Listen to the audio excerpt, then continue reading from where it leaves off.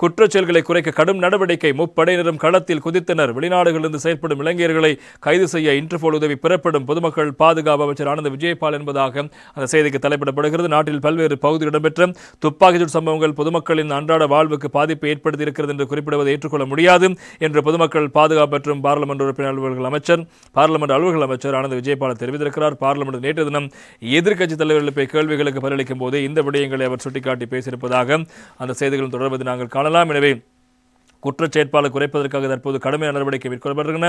நாடளாவியதில் பாதுகாப்புக்காக முப்படையினரும் அமர்த்தப்பட்டிருக்கிறார்கள். அத்துடன் போலீசார் நடமாடும் சேவைகளும் அமல்படுத்தப்பட்டிருக்க சிவில் பாதுகாப்பு உத்தியோகர்களும் சேவையில் ஈடுபடுத்தப்பட்டிருக்கிறார். எனவே கடந்த 2 வாரங்களில் நாட்டில் பல்வேறு பகுதியில் இடம்பெற்ற துப்பாக்கி சம்பவங்கள் பொதுமக்களின் அன்றாட வாழ்வுக்கு பாதிப்பை ஏற்படுத்தியது என்றும் குறிப்பிடுவதை ஏற்றுக்கொள்ள முடியாது. எனவே நாங்கள் தேசிய பாதுகாப்பு தொடர்பாக அதிக கவனம் செலுத்தி நடவடிக்கைகள் மேற்கொண்டிருக்கிறோம் என்பதாகவும் பொதுமக்கள் பாதுகாப்பு அமைச்சர் ஆனந்த் விஜயபால் அவர்கள் நேற்று பார்லிமென்ட்டில் எதிர்க்கட்சித் தலைவர்கள் கேள்விக்கு பதிலளிக்கும் போதும் தெரிவித்த கருத்து முக்கியமாக இருப்பதை காணலாம்.